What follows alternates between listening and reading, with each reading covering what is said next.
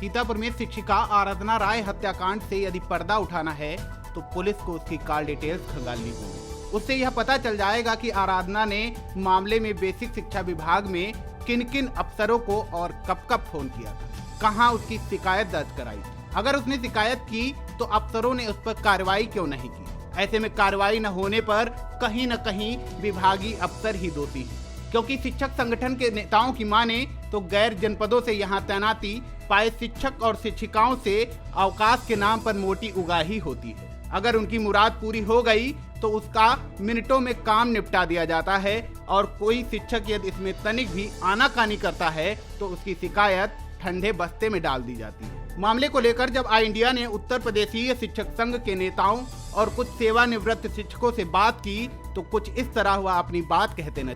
संगठन की तरफ से मैं कहना चाहूँगा, समय समय पर पहले एक आराधना कांड हुआ था सीतापुर में। उस समय शासन से जोन बनाए गए थे, रेड, येलो, ग्रीन, कि महिलाओं को उन्हीं में नियुक्तियां दी जाएंगी, लेकिन उसका फॉलो नहीं किया गया। शासन नियम तो बनाते हैं, शिक्षकों के लिए बढ़िया बनाता है, लेकिन यहाँ फॉलो नहीं किया जाता है। और हम तो कहते हैं ठीक, हत्या हुई, शिक्षक जो हमारा जो है बहुत शर्मसार हुआ, शिक्षक जगत हमारा पूरा जनपद शर्मसार हुआ है, इसको हम मानते हैं। लेकिन फिर भी अगर ये प्रेम प्रसंग की जो बात चल रही है और जो आ रही है निकल के, अगर चल रहा था, मान लेते हैं कि प्रेम प्रसंग की इसमें कहानी थी। जब जुलाई से पत्राचार हो रहा था, स्कूल की प्रधानाध्यापिका बराबर पत्राचार कह के सूचनाएं दे रही थी अधिकारियों को, तो अभी तक अधिकारियों ने उनकी जांच क्यों नहीं की। और जिस शिक्षक के हाथ में कलम होनी चाहिए, वो शिक्षक एक कट्टा तमंचा लेकर स्कूल में जाता है, उसकी भी शिकायत शिक्षिकाओं द्वारा दी जाती है। और हमारे सक्षम अधिकारी उन पे कुछ न करके मौन बैठे रहते हैं। मौन बैठे रहने का नतीजा सिर्फ ये हुआ है कि आज हमारी एक शिक्षिका बहन की हत्या कर दी गई है, जिसे पूरा शिक्षक समाज हमारा शर्मसार हो रहा है। और इस पर अगर रोकथाम न की गई तो ये शुरुआत मात्र हुई है। अब आगे ऐसे कांड बढ़ते रहेंगे। और जो इसमें हम तो कहते हैं, शिक्षिका ने जो सूचनाएँ दी उनकी कॉल डिटेल निकलवा के, और जो भी अधिकारी और जो भी इसमें शिक्षक जो भी इसमें कसूरवार हैं, उनको कठोर से कठोर दंडित किया जाए, उन पर कार्रवाई की जाए। और एक बात और है, जब इतने दिनों से इतना विवाद चल रहा था, जब वहाँ की प्रधानाध्यापिका बार बार शिकायत कर रही थी तो जांच चल रही थी। अब जांच में ये भी एक आ रहा है कि हमारे ज़िले के मुखिया कहते हैं कि हमने जांच अगले एसडीआई को दे दी। और जब एसडीआई की से पूछा जाता है तो एसडीआई महोदय कहते हैं नहीं, जाँच मिली थी, लेकिन इन आराधना के नाम की नहीं जाँच मिली थी। तो इसमें भी कुछ न कुछ है, लेकिन ये सब बहुत गलत है। हम इसको कतई बर्दाश्त नहीं करते हैं, हमको ये बहुत बुरा लग रहा है।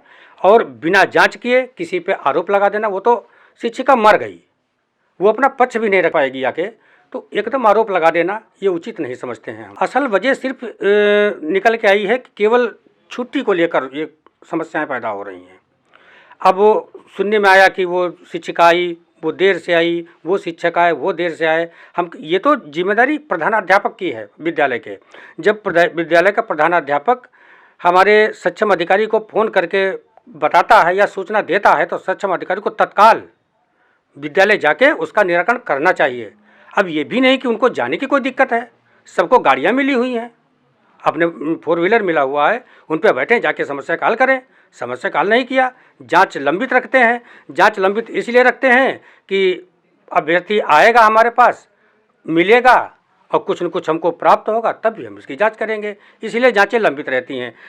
उस पर लिख दिया जाता है 1 हफ्ते के अंदर जांच रिपोर्ट प्रेषित करें, लेकिन 1 हफ्ते का मतलब हो जाता है 7 महीना।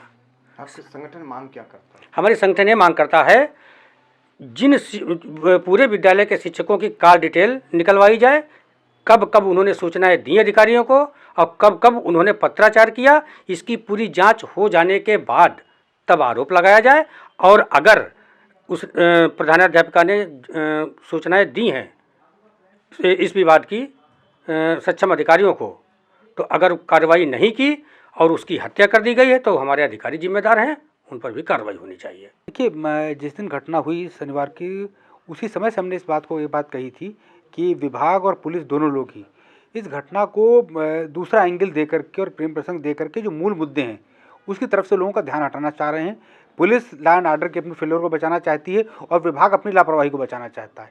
हमने पहले दिन से कहा था कि लड़की को के चरित्र को अपमानित करने की बात लेकर के, उसके प्रेम प्रसंग की बात लेकर के, अगर प्रेम प्रसंग भी थोड़ी देर के लिए हम मान लेते हैं, उन दोनों के बीच कोई अफेयर भी था, तो विभाग को इसकी जानकारी थी, वहाँ की हेड ने इसकी सूचना दी थी, और अगस्त से लेकर के अब तक इतने महीने हो गए थे।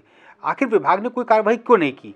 इसका सबसे बड़ा प्रमाण इसी बात का है कि जिस दिन लड़की की हत्या होती है, पोस्टमार्टम हाउस से लेकर के और अस्पताल तक विभाग का कोई भी जिम्मेदार अधिकारी उसके परिवार को सांत्वना तक देने के लिए नहीं जाता है। तो मुझे लगता है कि विभाग पूरी तरह से इस मामले में जिम्मेदार है, और इसमें पुलिस को भी चाहिए कि वो विभाग में उसके, मैंने पहले भी इस बात को एक पोस्ट भी डाली थी संगठन की तरफ से, कि लड़की की कॉल डिटेल ली जाए कि उसने किन किन अधिकारियों को सूचना दी कि हमारे संग क्या घटना हुई है, और उस कॉल डिटेल के आधार पर खंड शिक्षा अधिकारी और जिला बेसिक शिक्षा अधिकारी इनसे भी पूछताछ हो कि आखिर आप मौके पर क्यों नहीं पहुंचे और कार्रवाई क्यों नहीं की। एक बात मैं विशेष रूप से कहना चाहूँगा कि बीआरसी और उस विद्यालय की दूरी बमुश्किल 6 किलोमीटर है। खंड शिक्षा अधिकारियों को कार मिली हुई है, वो बड़ा बड़ा पेट्रोल निकालते हैं हज़ारों रुपए का महीनों में और घूमते रहते हैं। अगर उनको सुबह कार मिल गई थी 10 बजे, तो क्या वो घटना स्थल तक मिस्टर पटेल वहाँ पे नहीं जा सकते थे? मुझे तो लगता है खंड शिक्षा अधिकारी पर इसमें हत्या का मुकदमा कायम होना चाहिए, और खंड शिक्षा अधिकारी इसमें सीधा दोषी है। हाँ, सच्चाई ये है कि खंड शिक्षा अधिकारी बड़े पैमाने पर टीचर्स से, जो बाहर के टीचर हैं, हमारे जिले में विडंबना है कि बाहर के जनपदों के बहुत से टीचर्स तैनात हैं, और वो स्वाभाविक रूप से लगातार स्कूल नहीं आ सकते हैं, या अपनी छुट्टी पे गए तो उनको 1-2 दिन का ब्रेक हो जाता है। लेकिन खंड शिक्षा अधिकारियों ने पूरे जिले में एक काकस बना रखा है, जिसके तहत वो टीचर्स को इस बात की सह देते हैं कि आप स्कूल ना आएँ और उसके बदले में हमको मंथली पेमेंट करें। और जब हेडमास्टर दिक्कत करता है कि नहीं ये टीचर नहीं आ रहा था, हम इसके साइन कैसे कराएं, तो उस पावने को बुला करके, बिल पावना जो होता है, इसको फॉर्म 9 हम लोग बोलते हैं, उसको खंड शिक्षा अधिकारी अपने कार्यालयों में बैठ करके उसमें साइन कराते हैं और वेतन निकालने का काम करते हैं। पूरा वेतन टीचर को दिया जाता है और उसका एक बड़ा हिस्सा खंड शिक्षा अधिकारी की जेब में जाता है, और ये बड़े पैमाने पर काकस है। और मुझे लगता है कि विभाग के बड़े अधिकारी जो हैं वो इन खंड शिक्षा अधिकारियों के काकस के आगे बिल्कुल मजबूर हैं। मेरी तो मांग है संगठन की तरफ से कि जिला अधिकारी महोदय मजिस्ट्रियल जांच जो है वो सारे खंड शिक्षा अधिकारियों की कराएं, और सीतापुर जनपद में तैनात सारे खंड शिक्षा अधिकारियों की, जब से यहाँ तैनात हुए, उनकी संपत्ति की भी जाँच होनी। नहीं, मैं तो, मेरी समझ में, मैंने जो किताबों में और गुरुओं ने हमको पढ़ाया, सर्व शिक्षा आचरण की ही पढ़ाया। वर्तमान समय में कुछ शिक्षकों ने इस आचरण को दुर्व्यवहार में बदल दिया। बहुत ही निंदनीय कार्य है जो सामाजिक गुरुओं का स्तर, उसको निम्न स्तर पे कर दिया है। क्योंकि लिखा है गुरुर् ब्रह्मा गुरु विष्णु गुरुदेव महेश्वरा गुरु साक्षात पर तस्मै श्री गुरुवे नमः अखंड मंडलाकारम व्याप्तम नेन चराचरम। महान तुलसीदास जी ने सबसे पहले अपने गुरु की बंदो गुरुपद पदुम परागा। तो गुरुओं का स्थान सर्वमान्य है, आचरण की शिक्षा देते हैं, अपने निहित जो अपने में आचरण होते हैं वो अपने शिष्य को देते हैं। लेकिन वर्तमान समय में इस दोषपूर्ण हम इस शिक्षक को कहेंगे, और जितनी इसकी निंदा की जाए उतनी कम है। ये ठीक है, लेकिन विभाग की उदासीनता रही। विभाग ने जब प्रार्थना पत्र मृतका ने दिया था, उसी वक्त कार्रवाई हो जाती, तो आज इतनी बड़ी ये घटना, एक शिक्षिका की जान सस्ते में नहीं जाती। इसलिए विभाग को भी दोषपूर्ण हम तो कहते हैं, विभाग भी दोष, इसके लिए पूर्ण दायित्व विभाग का है। विभाग ने लापरवाही और उदासीनता का प्रतीक दिया, इसका सारी जिम्मेदारी विभाग की भी है। देखिए भैया, सबसे पहली बात तो ये है कि वर्तमान समय में शिक्षा को बिल्कुल मशीनीकरण कर दिया गया है। सिर्फ एक पैरामीटर देखा जाता है कि शिक्षक वेल क्वालिफाइड हो। अगर हमारी कुछ शिक्षा नीति ऐसी हो जिसमें ये भी एक पैरामीटर रखा जाए कि जो शिक्षक हो वो आचरणवान हो, इस टाइप से कोई प्रावधान किया जाए, क्योंकि वेल क्वालिफाइड होना और साथ में शिक्षक के लिए आचरणवान होना बहुत अनिवार्य है। इसलिए ये तो शासन स्तर से देखना चाहिए कि जो शिक्षक आ रहा है वो कैसा है, क्वालिफाइड होने के साथ वो क्या आचरणवान है, इस टाइप से कोई प्रबंधन होना चाहिए। बिल्कुल भैया, विभाग का बहुत दोष है, और हम लोग सजग तभी होते हैं जब कोई बड़ा कांड हो जाता। अगर यहाँ पर विभाग त्वरित कार्रवाई करता तो शायद इतनी बड़ी घटना ना हो पाती, लेकिन विभाग ने उसकी लिखित शिकायत को गंभीरता से नहीं लिया, तो विभाग पूर्ण रूप से जिम्मेदार है, और अगले पुनरावृत्ति नहीं होनी चाहिए। इस तरीके से हर शिकायत को गंभीरता से लिया जाना चाहिए।